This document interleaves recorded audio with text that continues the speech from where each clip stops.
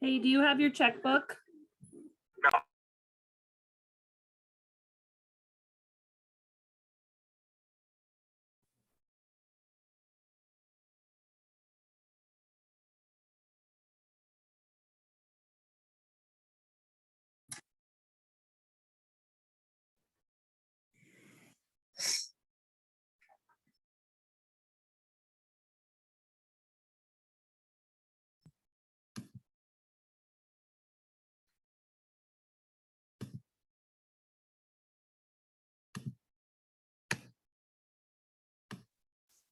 Good morning, everyone. I very much appreciate that we're all here and healthy. What I would like to begin with is just if everybody could reflect on family and thoughts and prayers to Nancy Hall and her family at this point. This is a very challenging time that we still live in, and we need to be remembering that family first. And in our government family and those that serve schools, we need to embrace. So I just want to start and open with that. I'm very grateful that we're all here and we've got quite a robust agenda set. I'm going to move things around a little bit because we also have some individuals that pretty much have multiple hats that they're putting on at this point. So let's go ahead and begin. I'm going to start with Esser. So Mr. Kirksey, Jeff, if you could please. Good morning, everyone. Good to be with you today. So I am wearing two hats and in the process of transitioning a little bit. And you're going to, in a moment, get to meet one of our new colleagues. But I am transitioning full-time into the Senior Manager for Workforce and Talent, also known as HR here at the agency. And so I am simultaneously hosting a manager's meeting. So, but I wanted to today just do as we normally do and give you an update on where we're at with our ESSER funds. I'm going to go ahead and share my screen. All right, so this should look familiar to you. This is the monthly report that we do just kind of as a dashboard to let you know where we're at with ESSER funds.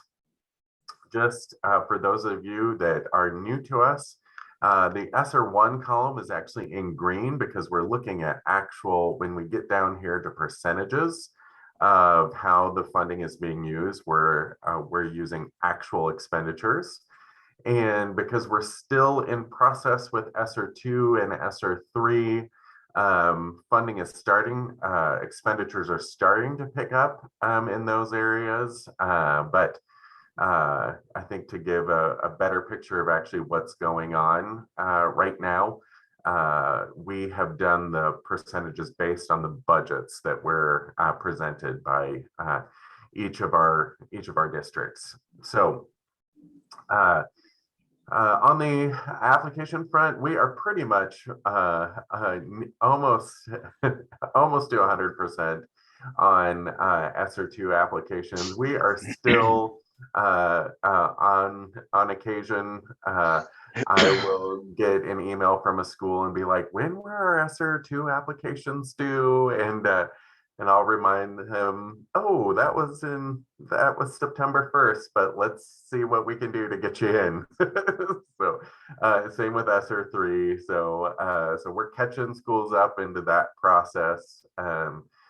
Schools are doing a really good job of working to budget those funds. So this is this second line here is the total LEA allocation. So this is total funds that have been allocated to schools for ESSER 1, 2, and 3.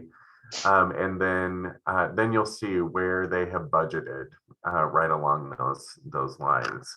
And then finally, the line under that total expended, that is total spending to date. Probably by the end of next week, that'll even jump up more, just as we're in kind of the regular flow of when schools are submitting cash requests. But you'll see right now, we're just a little over 7 million left to spend on ESSER 1, and with just about 7 months to spend down, or at least to obligate though that $7 million. We have about a month and a half beyond that then to actually liquidate it. And then you'll see spending is starting to pick up in ESSER 2 as we've anticipated. So schools are really focused on using up that ESSER 1 funding first, because it is the funding that does expire in this calendar year in 2022. And then ESSER 2 expires in 2023 and ESSER 3 in 2024. So that's why you see less activity on those fronts, but it is coming, and schools have made plans to use those funds. Just to see where schools are using their funding, we haven't seen a large shift if you've been following along.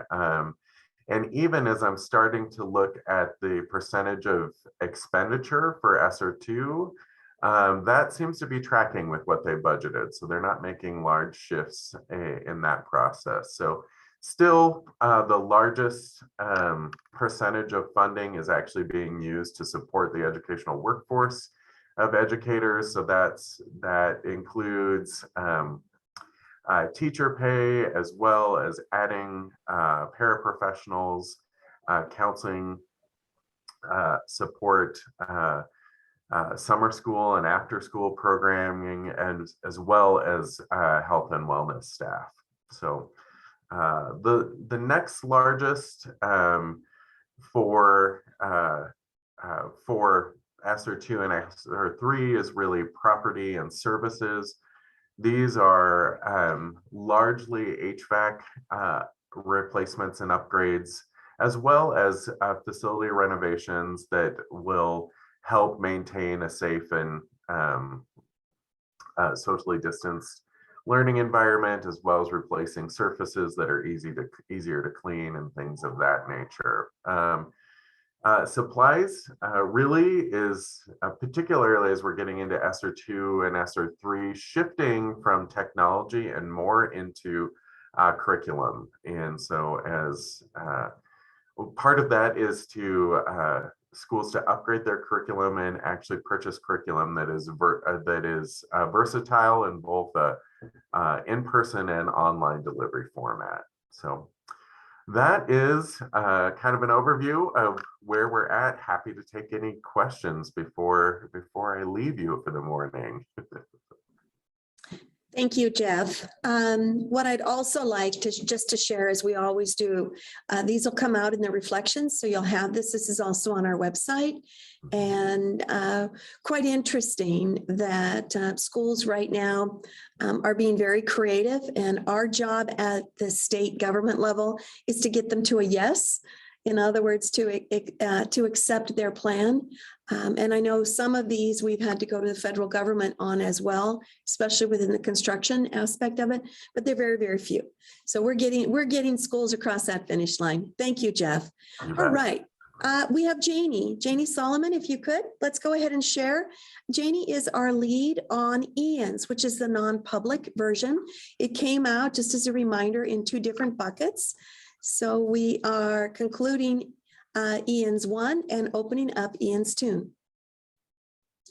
Janie. Yes, good morning. Is that showing? Is my screen share showing? Okay. So good morning. I am the EANS grant manager. EANS is the non-public, the COVID relief funds for our non-public schools. The Carissa EANS, we have expended as of to date, $884,151. We expect to see those funds start to be expended more rapidly. We are finalizing the contract for the procurement, and the procurement will be for services and items that applicants have requested. So we are striving to have that process in place by the end of the month, and it's going to be a great service to our non-public schools. ARP EANS, we still have the intent to apply is open. We have, this says 59. As of today, we have several more than that. With our new director coming on board, Wendy Fons, she has lots of ideas of how to get this word out to more non-public applicants, and we hope to see that number rise. If there's any questions. Janie, can you pull it down to see exactly what percentage that they are expending and using for? Yep. Thank you. That seems to be mirroring then what we're doing in the public sector as well. Yes, we have a few more restrictions than ESSER does, but very heavy in the technology. Mm-hmm. And on this note, this flows out differently. And again, in our office, we've never had a relationship with non-publics before, but because of our procurement rules in Montana, it makes it very difficult to be able to flow this program through with what the federal government has required us to do. We know that every state has different rules or laws around that. So Montana is a shining star in the ability to be able to do this. Some states, though, have been turning this dollar back and not serving their constituents in their state. So thank you, Janie. Questions for Janie? Okay, would like to introduce then. And Wendy, if you could just give a little bit of who you are.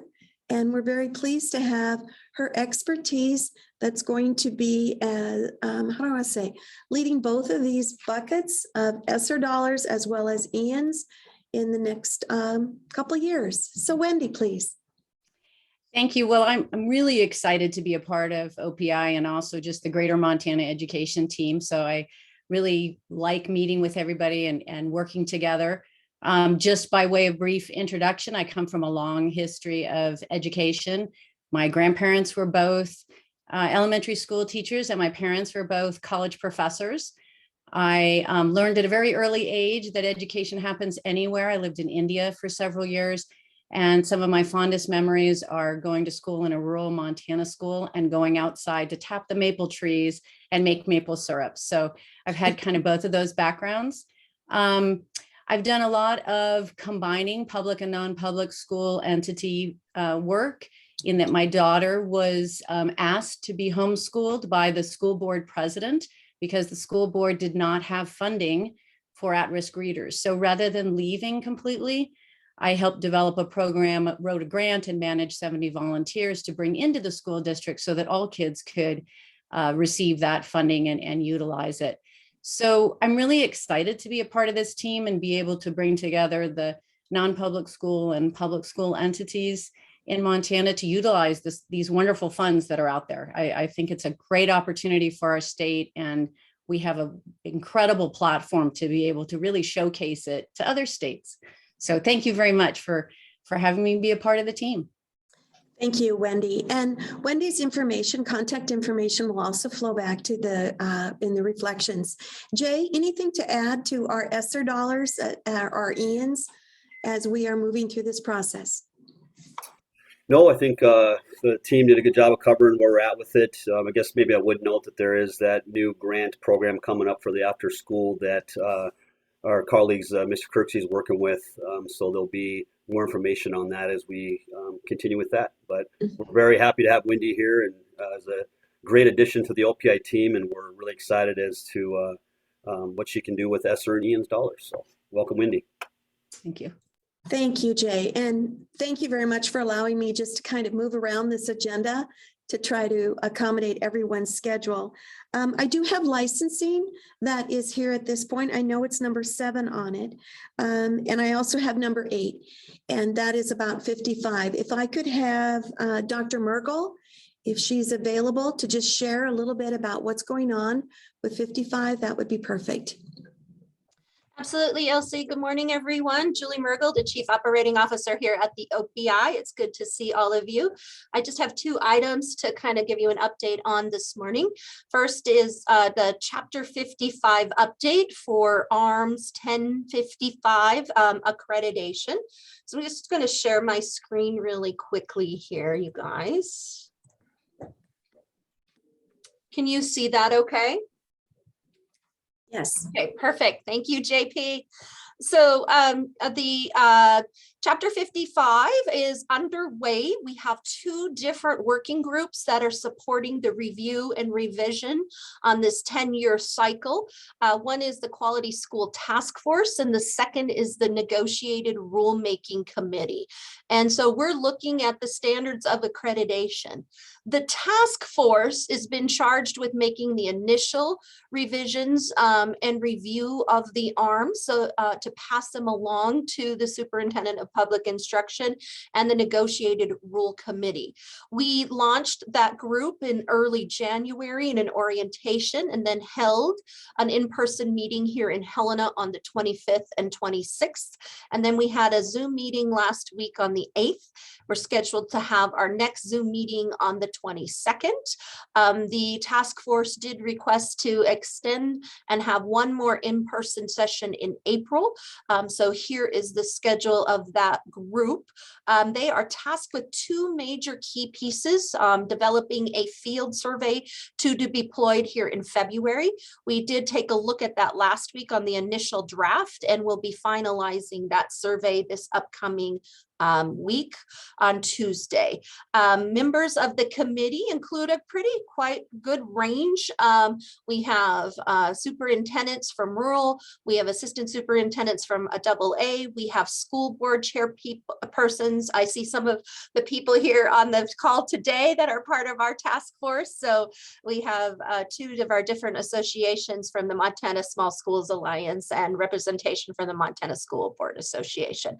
So that's kind of the list of folks. They are deep in it and working very hard towards that second deliverable, which is the concept memorandum, to really make those recommendations on current rule, proposed conceptual changes and rationale for any things that they decide they would like to recommend to the Negotiated Rulemaking Committee.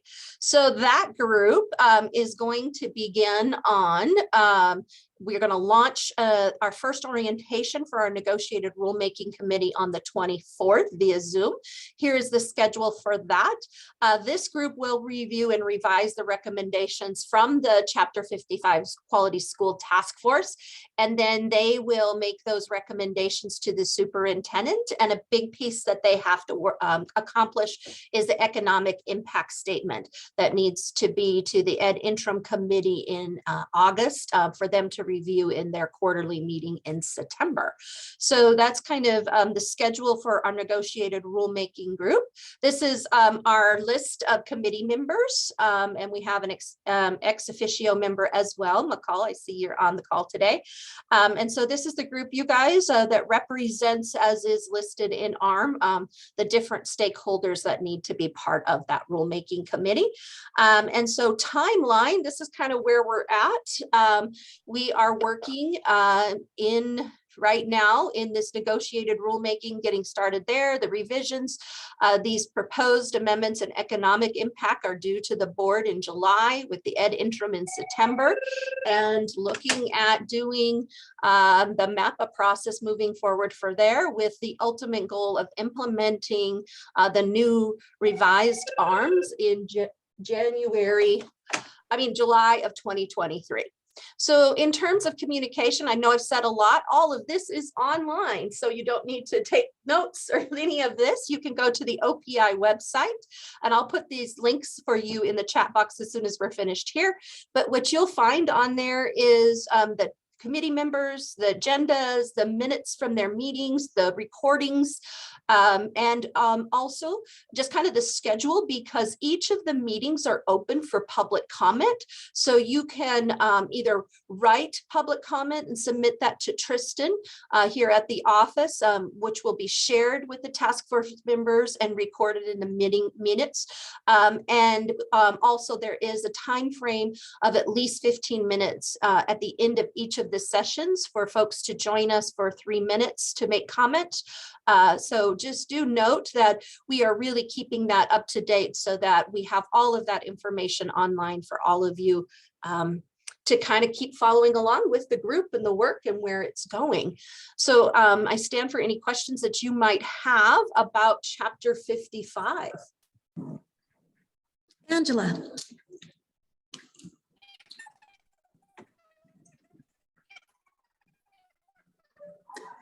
Could you unmute yourself, please, Angela? Thank you. Good morning.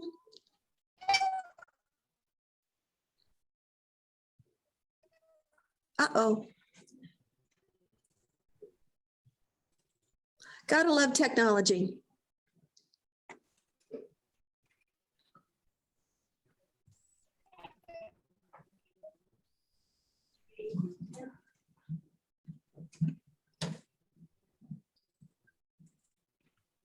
Okay, thank you all for your patience as we work through this. Angela, I don't know if you want to type it in the chat box, and then we can come back. That would be great. Any other questions for Dr. Mergel? I know. It looks like Angela's question is in the chat box. Excellent. That's how the field survey would be disseminated. Thank you, McCall. We're going to be putting that out through our Compass. Information will be posted there. It'll be also posted on the OPI website. So it'll get out to all of our stakeholders. And so we encourage you as well, as soon as that gets disseminated out, to share that link widespread. So we're counting on you guys, actually. So it's a really good question, Angela. We are enrolling you and asking you to also support us with that, because the task force really would like input from across the state, from all of our different stakeholders. So as soon as we get that ready, it'll be out in our Compass, and we can also be sure that it gets sent out to this group as well. And it will be on our website. Good question, Angela. Excellent. Emily also had one, Julie, that said, could you include the Chapter 55 Google Sites on the OPI Chapter 55 webpage? So Emily, this is Julie. Which are you talking about? Just the information about the minutes and meetings, or are you talking about our working document? I'm talking about the actual Google site that has, like, it does have the agenda, minutes, video, whatever, but it also had the working documents and some of the additional articles that we've been reading. Okay, so I just wanted to be sure that we were talking about the same thing. Let me talk that over with the superintendent and deputy and figure out in terms of our working documents, how we can also be sure to share and be transparent with all of that, Emily. Thank you for that great question. You bet. Excellent. Any further questions on 55? Perfect. Again, it'll be on our website, and in our reflections back, it'll be a link to it. And I see Crystal is ready. Crystal is working through, she's got two things on the agenda: the 57 flexibilities that we have offered to the Board of Public Ed, as well as our new system updates. Good morning, Crystal. Good morning, Superintendent. Good morning, everyone. You can hear me okay? Yes. Yes. Okay. And so I do have just a very brief update since I joined you all last month. We've had a few updates actually in terms of where we stand with Chapter 57. I said last month that the Board of Public Ed reviewed the superintendent's recommendations at their January board meeting. Since we met the last time, Dr. Mergel and I presented the superintendent's recommendations to CSPAC, very similar fashion as we did with the board. So we know them very well at this point, don't we, Dr. Mergel? And so right now we are in public comment. So the hearing for public comment is February 24th through the Board of Public Ed. And then from there, the board will approve on March 13th, their final approval and adoption. And on May 27th is our effective date for the new rules.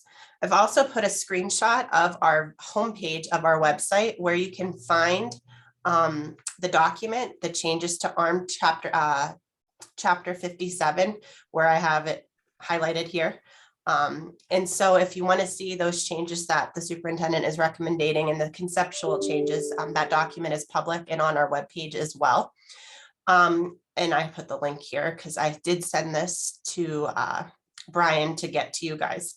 So then that leads us into our new system update. So when May 27th is the effective date of our new rules for Chapter 57, I have shared with you in my project manager, Zam, was with us last month, that our statewide launch of our new licensure system is just a couple days later, June 1st of 2022. So it is a busy time for us here in licensure. Right now, we are in the platform configuration stage of our new system. Dr. Mergel and I and a few others are meeting pretty much daily with the RANDA team, which is the new licensure system team. And we're going through a lot of question and answers. They're asking us about how things are configured right now, what we want to see change, the updates, how it'll affect our EPPs, how it'll affect our educators. So we've gotten quite personal with them. We are meeting daily and it's going great. We are completely 100% on schedule. We were told by the RANDA team just yesterday that question was asked, and we are completely up to date. They're wonderful people to work with, very personal, very interested in what we need here in Montana. So it's going very, very well. So again, our launch date is still set for June 1st. And before that, and I think I have it here, we will be having trainings. So if a question I keep getting, how will the EPPs be using the new system, or how will educators be using, or, and we will be having trainings with the RANDA team and with myself and my staff to provide. It'll be posted on our webpage, webinars and tutorials, but also I will have Zoom meetings with each group that's involved with the new system. So that will come once we get trained in the new system, and I will get those dates to you once we have that set. So just a few updates here in licensure. I think I'm just excited to share some of the positive things that are going on. And so our renewal process, it is paper right now because of the system change and configurations, but we are issuing the day before. So for example, yesterday we issued all of our renewals from Friday. So we are just one day turnaround in terms of our renewals, which is absolutely awesome. And so the paper system is working for us and it's going just fine. We have phone hours. So my licensure specialists, all three of them, have phone hours Monday to Thursday from 12 to 4:30. So if there's a specific question, a point of, how many renewal units do I need still, or something that typically they would be looking on MSIS for, we have those phone hours that they can get undivided attention from the specialists, it's going very well. And also gives us the time in the mornings to get the work done and get those licenses out the door. So that's the reasoning for those phone hours. Here I put all the communication that we've been having the past month and going forward, all the meetings that I've attended and shared this information with. And then our staffing. So I am the unit director. I don't think I even introduced myself at the beginning. I apologize.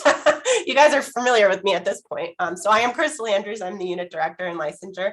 I do have 3 licensure specialists, and to come, we are going to have an admin specialist through this transition time to help with just all the work that's to come with all the changes.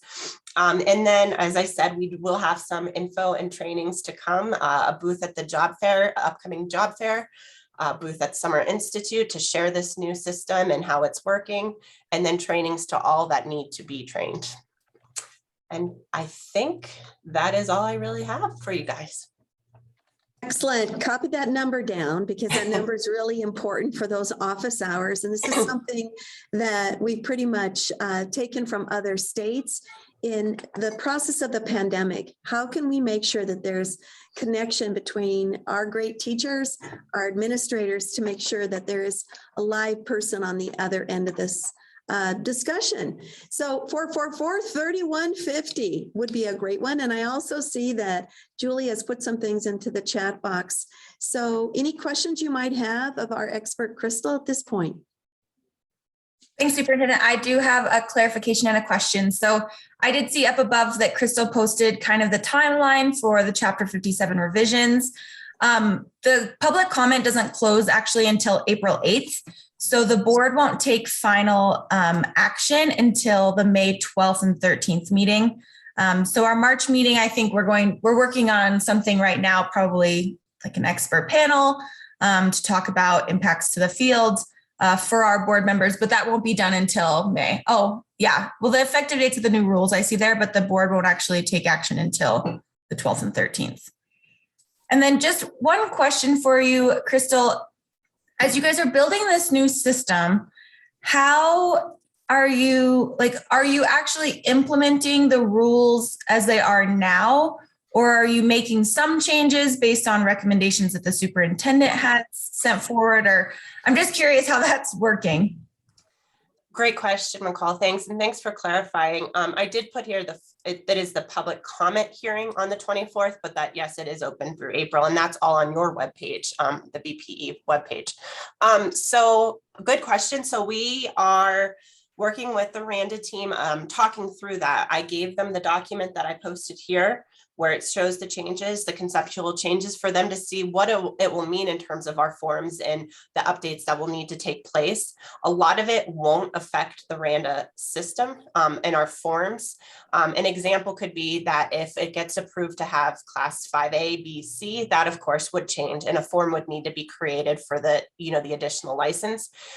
They have assured us that that would take a matter of minutes to just create and upload. So there's kind of a 2-week or week from the meeting in May, the board meeting in May as the approval, to when the system starts. And they said that we will try to get everything compiled at the beginning, through this transition now, but at that time we will really look at what gets approved and what needs to get pushed forward. So I guess the best way to explain it is there'll be some things on the back burner.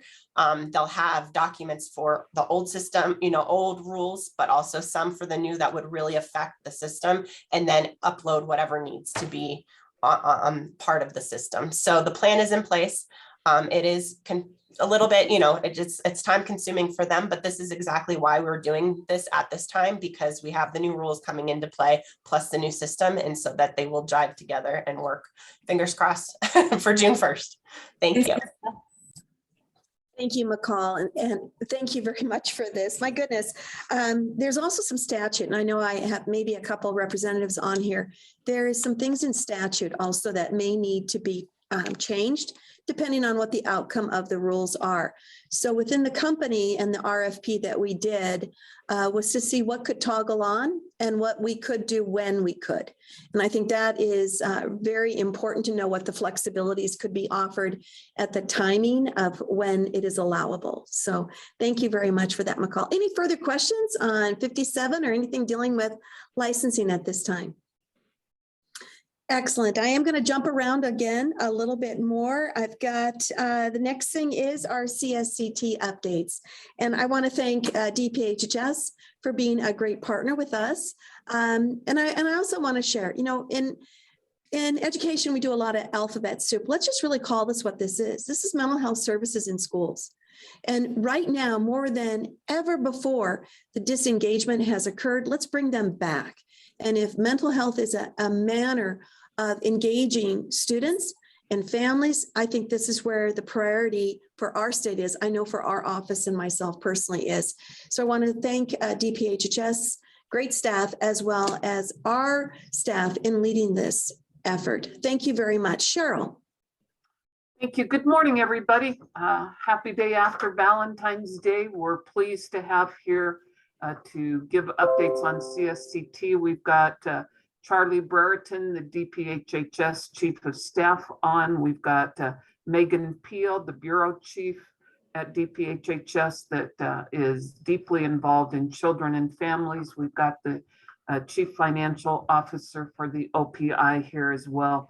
So we're going to get started with a couple updates from DPHHS, and then our Chief Financial Officer will give you an update on state matches as well as the new system coming forward. And we'll conclude with the FAQs that are being updated at this time. So with that, Megan, Charlie, over to you.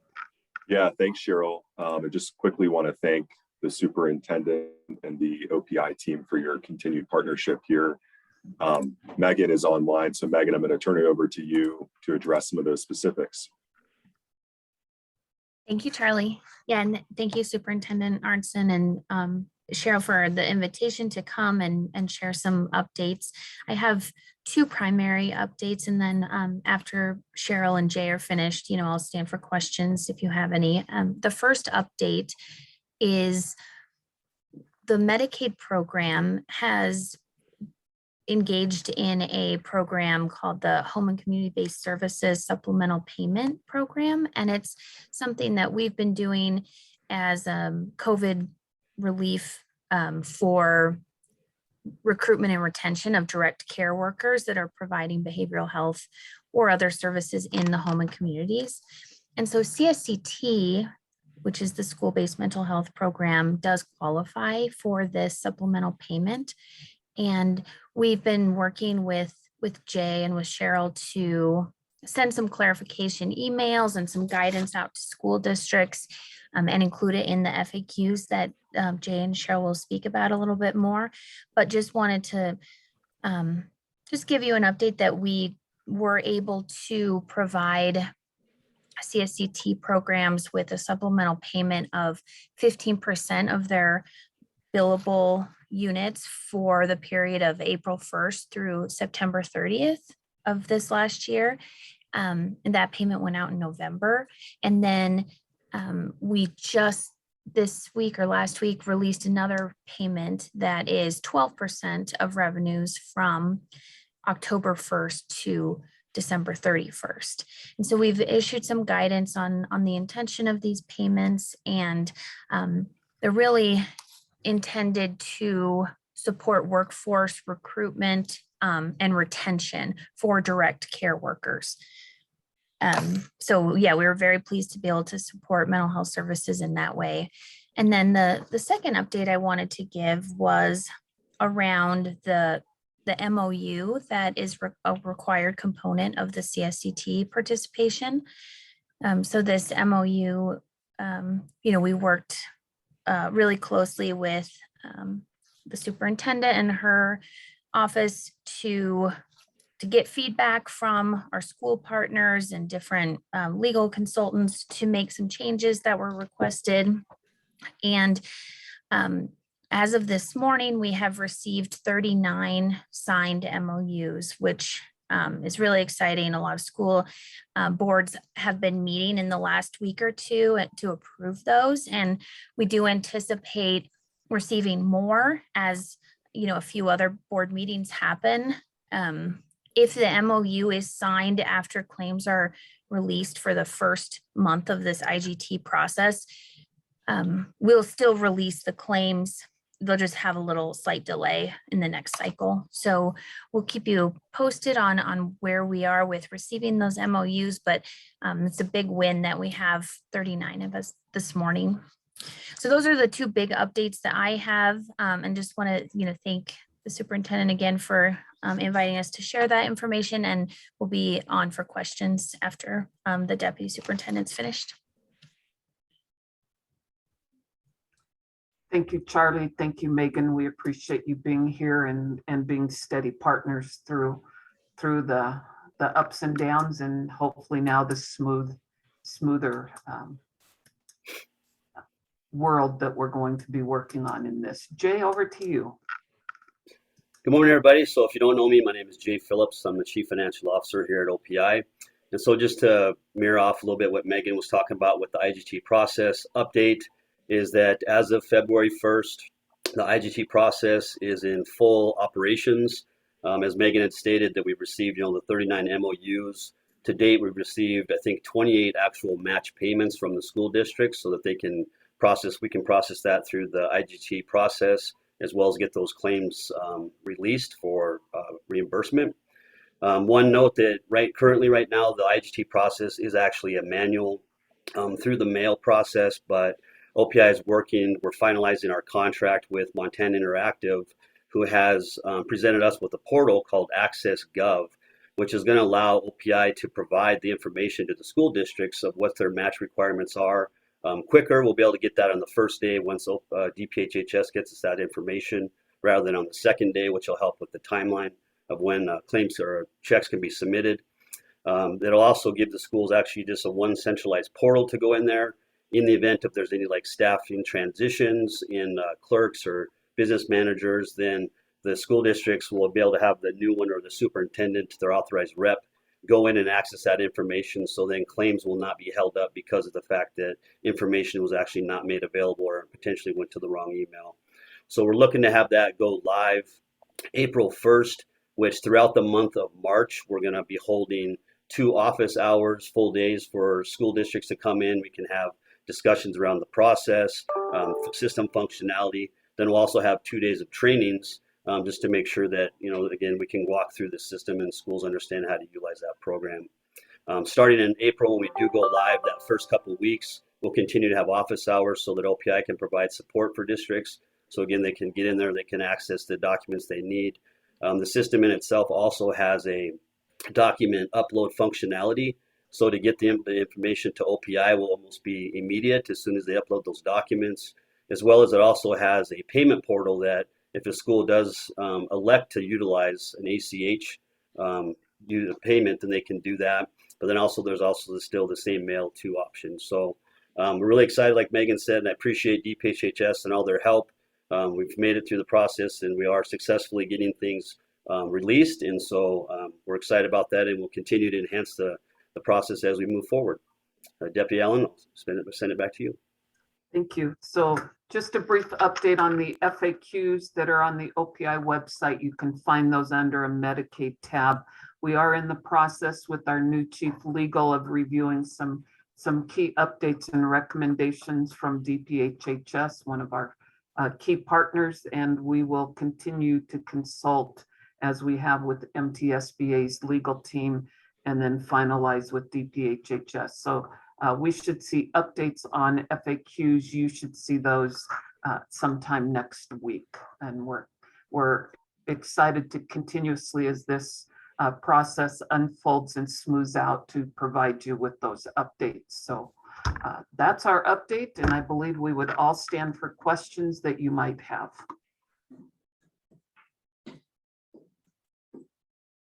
Questions you might have. Thank you.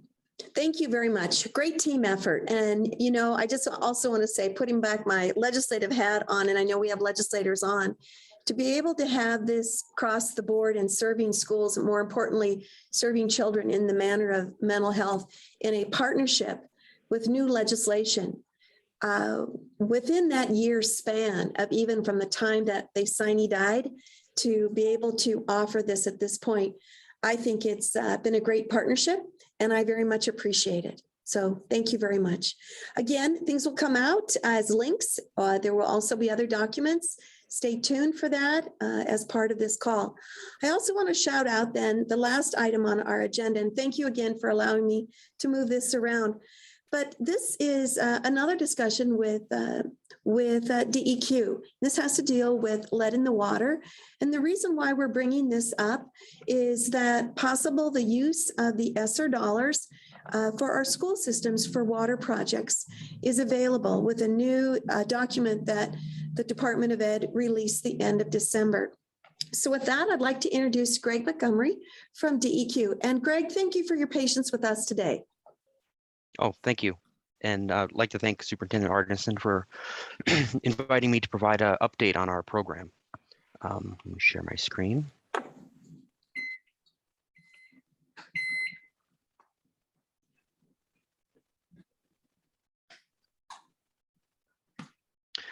So the lead sampling in school program was adopted in January of 2020 by Department of Public Health and Human Services. And this requirement pertains to all accredited schools in Montana. And DEQ implements that program on behalf of DPHS. The program requires that all school drinking water fountains, kitchen fixtures that are used for food prep or drinking have to be sampled for lead, as well as any other fixture that has the potential being used for drinking or food prep. So that includes classroom sinks, bathroom sinks, nurse's office, concession stands, fixtures like that. When the schools get the results back, they're kind of compared into 3 different categories or bins. Really the number to focus on is the 5 parts per billion. So anything 5 parts per billion or greater in the water does require the school to address that with some sort of corrective action. So kind of an update of where we're currently at with the program. There's about 560 school facilities in the state. And to date, we've received results from about 266 schools. In total, probably just over 300 are in the process of submitting some of their initial paperwork and are preparing to sample. So far we've collected over 8,600 samples, and we've been seeing about a 30% exceedance rate. And out of that, about 20% have been between that 5 and 15 parts per billion range, and 9% we've seen have been greater than 15 parts per billion. And so schools have been averaging about 50 samples per school, and it really depends on the size of where the school is located. Obviously, the bigger schools and the bigger communities will have many more samples, upwards of 200, and then you'll get the smaller, like one-room schoolhouses that'll have 1 or 2 samples. And we actually have had about 47 schools so far that have not had any exceedances at all. So this is kind of the breakdown of what we've seen so far. So it seemed, based on the data so far, classroom sinks have seen the most exceedances. So about 30% of those have come back over our action limit, followed by bathroom sinks, then drinking water fountains, and then followed by kitchen sinks, and then other sinks, other fixtures as well. So some of the corrective actions that schools can use and have been using, and it really depends on where the source of the lead has been found, is in the fixture. It can be simply replacing the old fixture with a brand new lead-free fixture. It can be permanently removing that particular fixture if it's not needed or not used.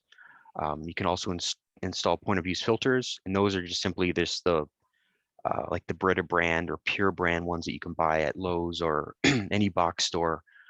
As long as they're rated for lead, they're pretty effective at removing lead from the water, as long as they're maintained and routinely changed out. As well as we do allow for like daily flushing and signage if that pertains to that particular fixture, might be the best option. If the lead is more systemic in the school, it could be in the plumbing itself, and that's where devices like auto flushers can be effective, or there's partial or full plumbing replacement. And there's also things like lead service line replacement if the school has one, as well as other treatment options that could prevent corrosion in the entire plumbing system within the school. So the funding we have available for schools. So we have a grant from the EPA through the WIN grant program, and that covers all laboratory costs from the schools. So the schools will send their samples off to the laboratory. The lab will send us the invoice directly, and we pay that invoice with that grant. For remediation, there are a number of different options. We do have a small reimbursement program that we run with OPI, and schools can get reimbursement for up to $1,000 of remediation costs. That is pretty limited funding, and it's almost expended at this point. But we are, and I'll get to it in a second, there is additional funding coming shortly for that. But there's a link here to the application on OPI's website for that grant reimbursement. And a number of schools have already utilized that. Kalispell School District, Billings School District, Jordan, Eureka, Phillipsburg, Absaroka, or just a few that have used that grant program or the reimbursement program. So one recent development in the bipartisan infrastructure bill that passed late last year, they did add additional years, or I think 5 years, to our WIN grant program, and also allowed that program to be used for remediation. So currently our WIN grant can only be used for sampling. We can't use that for any kind of remediation costs. With that new infrastructure bill, we can. So at this point, we're just really waiting on EPA to let us know what our allocation is going to be. Once we know that, we'll be able to, potentially restructure a reimbursement program and know how much money we have to help schools in the coming years with remediation costs. And then as well, there's another other grant and low interest loan options that schools have available with the School Major Maintenance Fund, USDA Rural Development, Community Block Grants, Montana Board of Investments. If schools happen to be public water systems, they're eligible for state revolving fund loans and grants, as well as what Superintendent Arneson mentioned with use of the ESSER funds. I know some schools have been using those to install bottle fill stations in their schools, which have been great. They're new fixtures, they're lead free, and they also have built-in filters, which have been really effective at reducing lead. So that's all I had. If there's any questions. Greg, thank you very much. I appreciate the partnership, and this is a pre-pandemic discussion that we had. So it's a great opportunity at this point to use any resources that we can. I know, Julie, you had put, Dr. Merkel, you had put in the chat that UCID, or Department of Education, has suggested to states that we look holistically. I think that is the word that's also in this latest guidance, to see how it is that we can bring safety back into our schools, as well as the learning component. So Greg, thank you very much for being so patient with us. And any questions you might have of Greg, this document will also go out in our reflections. Perfect. Greg, thank you. And DPHHS as well. We can't do this in a silo or alone. Working together is how we perform and bring great things to our schools and to learning. So with that, if there's no other questions asked of the OPI, information will flow back after this meeting. I wish you all a welcome and a healthy day today. Superintendent? Yes, sir. This is Representative Beatty. Sorry, I couldn't figure out how to raise my hand other than my physical hand. Representative Beatty, how can we help? So looking at this lead in the drinking water problem, I noticed that there was the ARPA line at the bottom. And certainly it would seem to me, from what I recall of that legislation, is that school districts ought to be able to use ARPA funding in order to address this problem. Is that that's my take on this. Perhaps I don't have a copy of the federal law in front of me, unfortunately now, but is that your understanding, Superintendent? Yes, Representative Beatty, and that's that holistic approach to using these federal dollars for health and safety moving forward. There's also a guidance document that we will attach in our reflections that came out the very end of December that shared that water systems are one of the things that ARPA funds and COVID relief dollars could be expended for. So that is one of the reasons why we put this on in this meeting, is just that, as you can see, all of those buckets that there is still some expenditures for, that we just wanted to remind schools and communities that there are multiple ways to do this. And that's why our partnership with the EQ was here today. Thank you, Superintendent. Just one observation. Cycling back to the earlier presentation on the expenditure of COVID funds, a great presentation, great update, by the way. It appears that a lot of school districts are using much of their money for staffing. That seems to be one of the major things. Of course, school districts have to understand that at what is it, 2024, I believe, the spigot of money disappears. So the opportunity to use this for one time only projects like water seems to make a lot of sense to me. And I hope the districts do take advantage of this opportunity. Thank you, Representative Beatty. You know, we also send out a forward-looking document with the compass that just encapsulates all of the opportunities that we are here at the state to serve.